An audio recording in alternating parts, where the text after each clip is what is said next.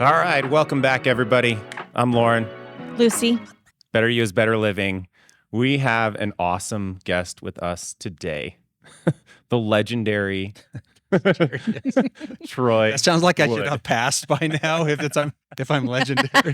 There's the legacy award goes to. The myth, the man, and the legend. Thanks Troy for the Wood. invitation. This is Yeah. great. Thank you for coming. This is awesome. So Troy, I've known you just for a little bit, but as we were talking before, so you are a musician. You have a band. You are CEO of Lakeview Hospital, and on different boards and do all sorts of cool things, right? So I met you, I guess I heard of you, like your, what is it? Your name precedes you, your legend, your story. Through your wife, My wife. telling stories about this guy. But no, my wife, I heard about just from other people. And they're Oh, like, okay. Troy Wood. He's awesome. And then there was your band was playing at the park, Leighton Amphitheater. Yeah, we did the Edgerly late now for the Yeah. time. Yeah, Yeah, and I was like, oh yeah, I've heard of people talking about Troy Wood and his band. It just didn't click until then. I was like, Troy. yeah.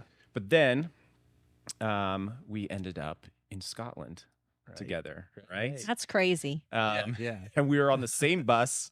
For a week plus. For a week, over 1,000 miles around Scotland. It was a phenomenal Boy, trip. yeah, you've got to learn to get along with people on a bus Well, for a week. It's easy. It's easy with Troy, right? So We really enjoyed it because it we was found this little group of us. Everybody was cool, but there was this little group of us who decided to go play games at night. And Lauren doesn't play games, but he came with us. do that.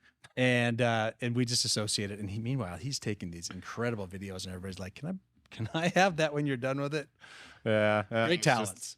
I was just messing around trying to get content, right? It's good. But yeah, it was a good time, great trip, and so we got to know each other, and built a relationship from there. You invited me to be on the board at Lakeview, and then we've hung out. Right. Lots has happened in a short period of time. Yeah. He's now on the board at Lakeview. He has been for the last just 2 months now. Yep. It's a really good time. Yeah, he does a great job. And one of the things that really, I guess, sticks out for me is honestly your leadership. So, I come from, a background of military and government and things like that. And honestly, I didn't see the best leadership. So then I met you. I've heard people sing your praises, and then I met you, and now I get to be around you more. And honestly, I'm like, dude, this guy's got it figured out. Like, this guy's got this leadership thing figured out. And we've chatted, and you've turned me on to different books and things like that. But like you really talk the talk and walk the walk kind of thing. So I think it's so awesome. So we're glad to have you here because I think you're that example of leadership that everybody needs to emulate, and you kind of fall in line with some of our previous discussions about emotional intelligence and leadership and things. So, and I remember what I don't know, a couple weeks ago we were on the ski lift. It's just an example of how it's like his name literally like precedes him. It's like it's great. We were on a ski lift and we get on. It was Friday. Yeah. It was a Friday because I try and go up on Tuesday. Sometimes I call that. I've been begging him to go skiing with me. I get busy. Not as good as I am. Nah. But sometimes I go on Tuesdays and I call that like the senior day at the ski resort. Yeah. Because I'm like easily the youngest person on the lift by like 20 years. But it's awesome and I love it talking with people. But it was a Friday. But again, still it's kind of middle of the week, not middle of the week, but not the weekend yet. But there's still some older gentlemen on the lift we hop on with, and they start talking, and there's like, we talk about Lakeview, and you're just like, oh yeah, I'm an administrator there, and this guy just starts singing the praises of Lakeview and everything, and I'm like, I know, and I'm like, I know this guy. He's like the CEO. I'm just sitting there. I don't say anything, I'm just like, yeah, he's awesome. But this guy was just totally, he's like, man, whoever runs that place down there, you tell them they do a really good job. And he had no idea that he was That he's talking to the guy. to the very guy that's creating that environment. So then I say, well, if you want to tell somebody, Oh, jeez. one of the board of trustees is sitting right there. Yeah. Shift all of that over there. Yeah, he shifted it on me, and I'm like, oh yeah, I mean, my Thanks. favorite thing to say if I want to get feedback, but not ask somebody to tell me what I want to hear. What do you do at Lakeview Hospital? My go-to is I'm the head housekeeper. Because that's Nice. not a lie. I'm always cleaning stuff up. Right. That's my job. And then I get to hear the true feedback. And sometimes you get all of this. This gentleman had a couple of knees done, and he's ready Yeah. to go for everything else. And he just it was wonderful. Testament. Yeah, really a testament to your leadership and to the hospital and everything like that. So, But also your humility, yes, right? that too. He's not one to be out there tooting his horn or anything like Right. that. Like never. Like I've never seen that. And which is it's awesome. I mean, you're just the epitome of leader, and it's the leader that I did not see often in the military and government. So it's really refreshing to see this, and I see it. When I go to the board meetings and everything, there's just a different vibe, a feel there, and it's awesome. So, can you tell us, like, how did you get to that point? Tell us a little bit about your story and how you got to be the CEO, and then how did you get to that, to have that kind of leadership perspective? Yeah. Because not a lot of people have it. Well, I mean, first of all, that's gushingly kind, and I appreciate that. But I know how far I have to go to what I would like to be, and I'm still just an avid learner. I'm constantly key. going after books Good and leadership. podcasts, and I caught up on yours. So Lucy doesn't know me, but I know her now because I've been through all of the episodes. Leadership for me, like at a young age, and I recall in one of your episodes you talked about some of the things that happened to you when you were really making your bucket list at an early At age 8. Yep. My first remembrance of like a leadership was I was in the 4th grade, and I wondered why there wasn't a baseball league for the school, and I was like, well, then let's create one.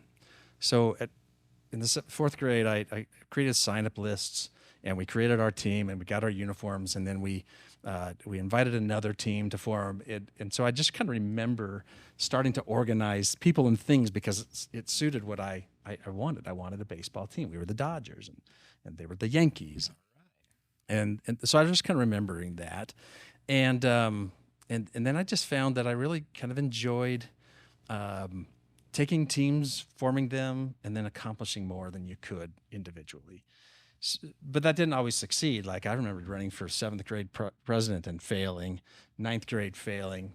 Then someone forced me almost to do the student body. No, it was the sophomore class president. And she ran my whole campaign, and I won. And I was like, oh, well, maybe I'll do some formal leadership. And I learned a little bit there. Same thing with SVP. So in school, you do those kinds of things. But when I went into my career, I got a master's in social work. That's not a leadership background that people think of. And yet, if I'm going to counsel somebody, do that because emotional intelligence, understanding people, it's every business is a people business. So go and understand that first. But what happened to me was I got the social work degree. I'm in Las Vegas, and starting to just do whatever I could because you have to have 4 jobs if you're a social worker and you want to raise a family. So I'm learning all these things. So I start a little business, and then I start doing some consulting, and I start seeing this type of the world. And then I just land in a hospital because that's where the solid money is as far as, okay, I've got a career now. And next thing you know, they want me to lead this and that. And I leave and I go to Texas to learn how to run a hospital, a psychiatric portion of the hospital. And then Lakeview calls in 2001. They don't call. Actually, I'm online looking for jobs, and believe it or not, they had online 2001. I did not get an interview. Oh, well, I got the interview, but they said I can't fly you out. There's not enough money in the kitty. We've got plenty of people locally, so sorry. And I said, that's fine. I'm happy here. I tell my mom that over the weekend, and she's like, you're coming out. I'm flying you to the interview. And so I go to the interview, and I get this job in my hometown. Never thought that I'd be able to come back because most of the time for these leadership jobs, you have to leave. I run the behavioral health units for about 5 years, and I get an MBA from Texas A&M along the way. And then they start offering me not promotions, but duties. I'm like, how much is this going to get me? No, no, no, no. You don't get paid for these things. Just if you want to be the business development director on top of what you're doing, that's fine. And you can be the marketing director, which I did for a little while. And I took on all these kinds of roles, and eventually it became assistant administrator and a COO. I left the hospital to become assistant vice president of business development for Utah, Idaho, and Alaska for HCA, Hospital Corporation of America. Learned so much about the bigger picture. And then 8 years ago, I took the helm at Lakeview Hospital as the CEO. But I am a social worker, still licensed today. And if you ask me, do I use my MBA or my social work degree, I'd say 90% social work degree now, and maybe 10% of the business side. I've got people running the numbers, bringing me the numbers, making decisions with me. But ultimately, my job is relational. People. That's what I always say. Your job as a leader is people. Right. Yeah. So then how did you get, so with the social work, how did you gravitate towards this like emotional intelligence, and how did you apply it as you're climbing these leadership positions? Sure. And even today, when I try to describe to people what my job is, I give them three things that I do. First is to solve problems. Leaders, that's what you're there for. If there's no problems, leaders go extinct. We need people to find ways through difficult things. In order to solve problems, you have to build relationships. Those relationships are what first identify the problem and usually identify the solution to the problem. Then they can come to me and look for approval, support, remove barriers, sometimes finances, and then they can solve the problem. But the relationship was key. First of all, for me to have enough humility to want other people's input. If the leader who comes in and believes that they know it all becomes extinct, because the best ideas come from the people who are doing the things. And maybe there's more research and study that I can bring to the table and whatnot, but the best ideas, my housekeeper comes up with some of the better ideas. And if I'm not willing to be humble enough to listen to that discussion, then the better ideas go away and only my ideas get implemented, and they're not that great. This is a small thing, but I'm walking through the emergency department, and this is another thing. You walk the halls every day, floor to floor, and you just listen. Housekeeper says, "Mr. Troy, I have a problem with you." Okay. I heard you said no to the water fountain in the hallway. I said, "Well, I didn't say no. I said we got to budget it in. We got to make some timing." She says, "Let me take you there." We go there, and this thing looks awful, and it's the first thing you come into as you go into the emergency department. It not only doesn't work, but it's kind of leaking just a little bit, so it thinks you think you can use it. Well, that was fixed that day. It was replaced, a couple $1,000s, but now all of a sudden, she told me how urgent this was, whereas on a spreadsheet, it doesn't matter. Right. Yeah. So first of all, it's just listening to that. That's the building relationships. If she said, "I can't speak to the CEO," he comes in here in a suit, and his job is to almost get me. Then she scatters and she goes to the rooms. Instead, she seeks me out and says, "I think we have something to fix." And that's a lower level type of a problem. But all day long, I've got leaders who are reporting to me and to others who want to discuss these types of things. And if they think they're going to get shut down because the idea wasn't too good or it wasn't down my path, I'm not going to fix anything. And it's all about fixing problems by building relationships. And then the third component that I always add in is have fun. Particularly in healthcare, there's not every moment is fun. I mean, you're going to go in a room and do some things that are just like nobody else in the population is willing to do, and then you're going to go back out. For instance, you're going to go take care of a cardiac arrest, and you're going to be the person doing that, and then that person may or may not survive, and then they're going to have to go in the very next room and do it again. How do they keep that up? Well, they go to the nurse's station and say, breathe for a second, and then they may turn to their coworker and say, "What did you do this weekend?" Do something enjoyable, something to clear that mind. And some employers are like, "What are you doing? You're on the clock.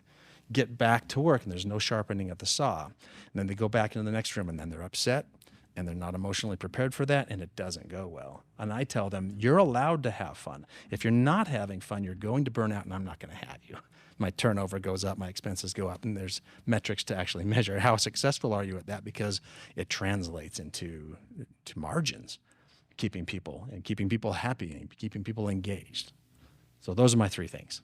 Man, that's awesome. Will you run for president or something? Like, Only the fools seem to be doing that. I mean, but like we need people like you. Yeah. Like that's phenomenal. So how do you what are I guess some of the I guess books or things like what got you to think like that? Yeah, great. I have a great mentor. My predecessor at Lakeview is Rand Kerr. And prior to meeting him, I still had the MBA style leadership. It's top down. Mm-hmm. And that's what they teach you, command and control, and don't let them see you sweat. And you make sure if they get in line, you quickly put them back into line. Sounds like the military. Yeah, right. And it only works short term because it does work. Right, People are right. afraid. They need the money. They will do what you want them to do. Fear is a great motivator, but it's not lasting. No. Yeah. And it's not inspiring. So you will do only what that person asks you to do, if you do it at all. Mm-hmm. So you do it, they leave the room, they're upset. When you get somebody on the page with you, they'll do what you asked, and they go a little further and they say, I have an idea. I went like this. You're like, better than I had asked for. So first of all, it's mentorship. It was Rand Kerr who taught me servant leadership. And he took the chart, the org chart, and he flipped it upside down. CEO, big important guy. Got 6 people who report to him, and you guys are somewhere down here. Maybe the patients are down here. And he flipped it upside down, and he said, patients are at top. And then you've got all of your staff, you've got your leaders, and then you get to sit down here, and you get to hold everybody up. Similar approach in a book that you're probably familiar with. Actually, I know you're familiar with. Yes. Arbinger Institute's Well, there's leadership and self-deception that came first, but the outward mindset, I think, is a simpler version. And I really appreciate that. Do you know what the number one quality of a leader is, according to that book? I don't. It's humility. And I would have thought, there's a lot of things you could put on that list. They said humility, and they said that the number one thing you can ask yourself when there's a problem is, well, you say to yourself, well, the problem is me. Until it's proven otherwise, you own the problem. You can fix the problem, not this pointing stuff. So that humility says, how do I participate in this, and how do I get other people engaged? So the outward mindset is definitely on the list. And then if you're just looking for a quick list of other ones that I really have learned and I think that are great, Patrick Lencioni and Tom Atchison have a whole line of each, like the 5 dysfunctions of a team or obsessions of an executive, followership, 3 signs of a miserable job. These are things that if you read them all, they're all kind of lined up towards servant leadership and getting teams to be motivated and set in the right direction. I didn't have those skills 10 plus years ago. They had to be taught, and they can be taught, and then you reframe the way you look at people in general. And that's another outward mindset thing. People are people, not objects. If your employees are objects, you really have already lost. Yeah. How did you respond to that? I think meeting you for 20 minutes, I would have said that this was ingrained in you somehow throughout your whole life. So hearing that this is new, something, ideology that you've adopted in the last 10 to 15 years, did you feel like you were really receptive? Like the chart gets turned upside down and you said, whoa, that makes a lot of sense? Or was there resistance to it with your MBA background? And Great question. Like, I can point to a day where it became a problem for me. Rand Kerr, who was brand new at the job, it's been a year later. So I had survived the first year as a non-cooperative leadership type thing. So he's wanting to see who is this guy. But meanwhile, he brought in this superstar, Marilyn Mariani, CNO from St. Mark's, who he knew already had this leadership style with him. And he brings me into an office, and he says, here's my problem, Troy. I've got a Clydesdale yoked to a pony. Well, who's the pony, Rand? Thank you. That is great. But who's your pony? Because Marilyn's pretty good. He's like, no. You're the pony. And I was surprised because I thought I was an okay leader. I had things going in the right directions. I was doing the right things. He put me in my place, and out of appreciation for who I could be. I think he saw that I had the ability to become that, but I wasn't. And he was putting me on notice. And I was like, okay, well then what do I need to do? He started introducing me to those books of Tom Atchison and Patrick Lencioni. And I introduced him to Leadership and Self-Deception. Funny, he put that book on the shelf for a year, and he came back to me a year later. I need to introduce you to another book. I'm like, no, that was me sharing with you a Leadership of Self-Deception. So one book that I got to share with him. The rest were his, and it was watching him do what he did and watch those outcomes. His predecessor did things the exact opposite, and that's where I learned all of my previous skills. It was my first chance to be in a leadership position, and he was command and control. And I should have known better because the ship sank on his way out. Yikes. Just complete, start over. And so Rand came in and was like, where am I going to start with this rubble? And he had the ability to bring the rubble up. And now, many years later, the hospital is transformed from what it was. Lakeview Hospital, being a community hospital in Bountiful, if you know anything about the history, we had something to fix. And we're very proud of what we're doing today. And that's not just because we feel good about it. We have outside agencies who are telling us, okay, if we measure you specifically to others, we'll tell you exactly where you rank. And we're proud of that change, but it's been work, a lot of work. Yeah, I was gonna say I've seen it. Like you guys do a good job. So Thank that's you. awesome. That really is. I had another question while you were talking, but it's kind of slipped my mind because I'm still just like, Lucy's got one. oh, I've got one Okay. actually. Yes. go, I've go. actually, I'm excited to ask it. I've been thinking about it. So, it's maybe a two-part question. Okay. I've got 3 boys, and my oldest is 28, and my youngest is 19. I think 19, 18, 19, somewhere in there. Mother of the year right here. So, my oldest especially he's not had good leadership experiences. He's been out of school for about 2 years, and just he's not been in good work environments. He's not been with employers who lead with the kind of leadership that you're talking about. And I can sense when I talk with him that there's some bitterness that's starting to grow. There's some resentment, right? The corporate world, capitalism, all of those things. And I feel like he's carrying some of that with him even into interviews or even when he's applying for jobs. And my youngest is kind of going through the same thing. So when you meet someone, Rand Kerr, you said his name was, obviously he saw something in you. And knew that he could influence you and turn things around and was willing to invest in you and to do that. So when you encounter people that maybe fit the description of my son, what things do you look for that let you know that someone could be open to being influenced and to be grow in this way? And then what advice would you have for me as a mother that I could maybe impart to him that would help him be open and receptive to growth? I just don't want him to get stuck in that place. And I don't want him to carry that into his career, because I do think it'll hinder him. I want him to be open and receptive to people who are willing to invest in him and to help him grow professionally and personally. And that's what your mentor did for you. Yeah. So as a CEO, when you see that in one of your employees, what can you do? And maybe the answer is the same, whether you're mother or CEO, but what advice? We'll see if they translate. I'll tell you what I do at work, and then let's see how we can maybe personalize that just a little bit. And of course, that happens at work all the time because people bring the other habits to Lakeview, and they say, Lakeview's different. And as a leader, some of them look at it as weak. They're like, you guys just don't hold people accountable. I'm like, let me show you how this actually works. Because it feels soft and it feels a little bit fluffy. You care about people. You're encouraging people. You're speaking the best of them until there's a problem. And we look at about 95% of the population is rehabable.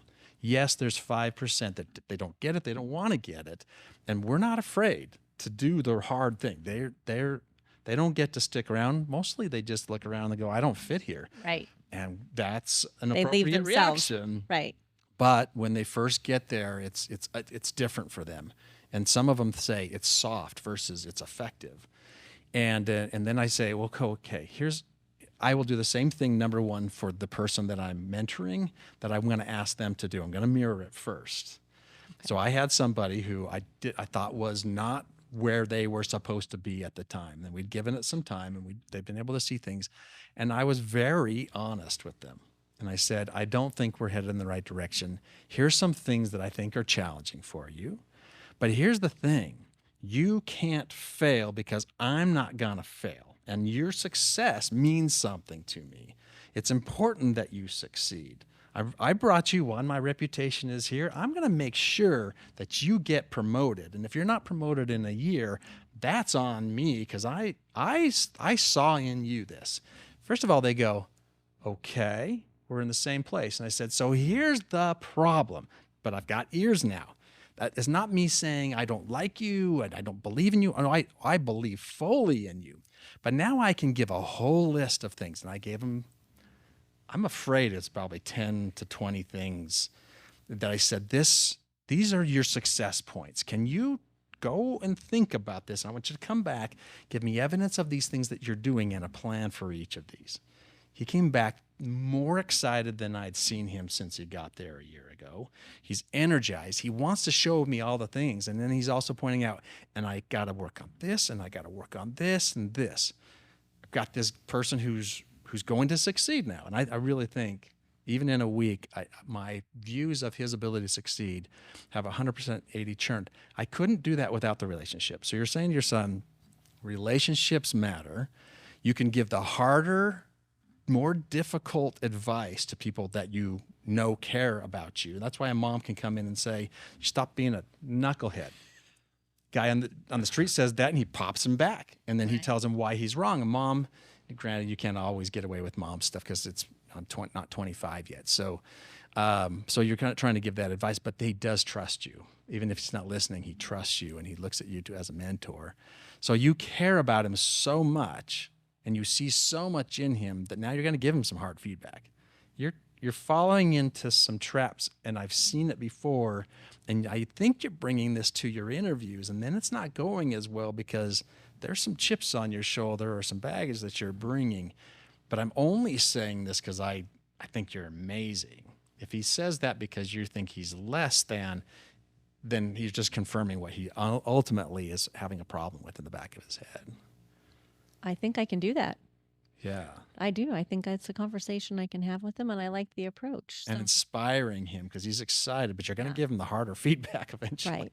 Well, and I mean, speaking to his strengths, that's easy for me. There's so much about him that I absolutely appreciate and think, I tell him all the time, I've loved being your mom. I've loved being your friend. I don't just love you because you're my son. I like you. And here's some of the reasons I like you. So I think I can come at that very organically and sincerely. So, and here's the thing for his generation, he will be the standout because everybody is the same age right about now is bringing that baggage and what they've seen. So you're going to dig your son and say, hey, you're normal. I need to make you abnormal because I'm going to help you by putting you above because everybody else seems to be where what you're describing to me is something I see just everywhere. And you're trying to say, I'm going to make you special. Not that you're broken now. You're kind of normal. And I want to make you abnormal. Okay. I'm going to give you an update. Yes. After we have that conversation.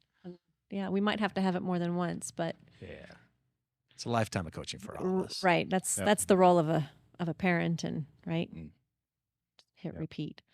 Right.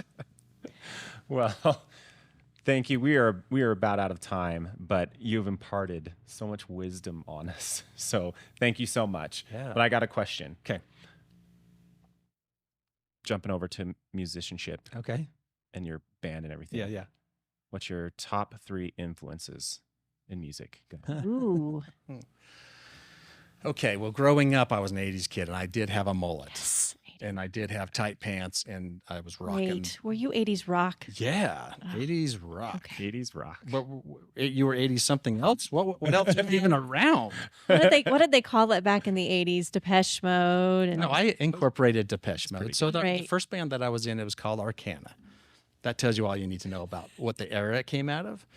And we did Depeche Mode and Motley Crue together. I don't Okay. Van Love it. Halen, Sounds like a good. and then Tears for Fears. Oh, Fair? love Okay, Tears so for we Fears. did all those types of things because that's what everybody wanted to hear. So early on, like my first album, I think was Scorpions and ZZ Top. Oh, yeah. So I did all of the 80s stuff, and if you ever want to challenge me to an 80s name that tune, I'll take you. Ooh, that would be Love fun. it. Go to 90s, and then I just lose it unless you go to 90s country.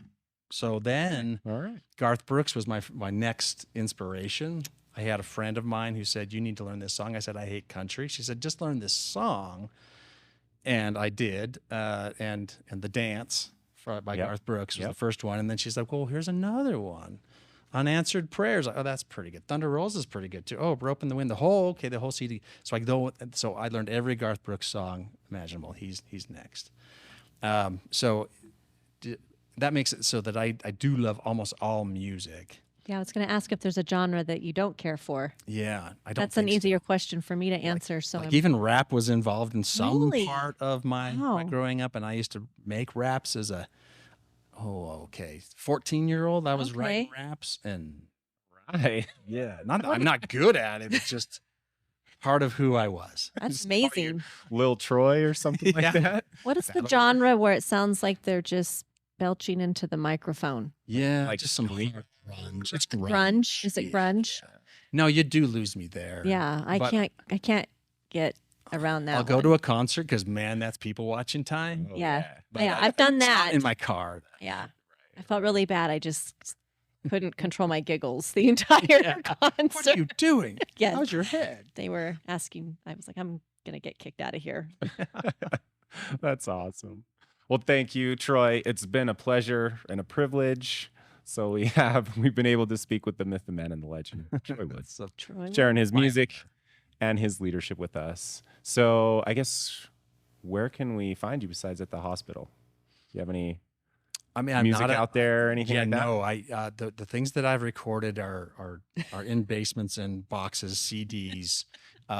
It was a Nashville trip in a while ago, and so you won't find any new music out there. In fact, maybe my plug is because my son is on a mission and I don't have my band at the moment. I'm looking for artists to partner with, and Alright. we should be gigging and also writing. I hear you have a really cool basement. I have a, you I have a could do studio some- basement. Some Hard work rock in. theme. It sounds like it's just gonna be a party at Troy's house. Yeah, I think I'm here. that's what I'm hearing too. Party at Troy's house. I'll bring my guitar. Please do. I'll bring my microphone. I'm all There we about go. that. So There we go. really, for your audience, if they do want to connect, LinkedIn, of course, professionally, and Facebook or Instagram, but mostly Facebook if you're looking for my post because I'm older. Sounds like Well, we're all from right. the same generation. So All right. Sounds good. Well, thanks again for being Yeah. with us.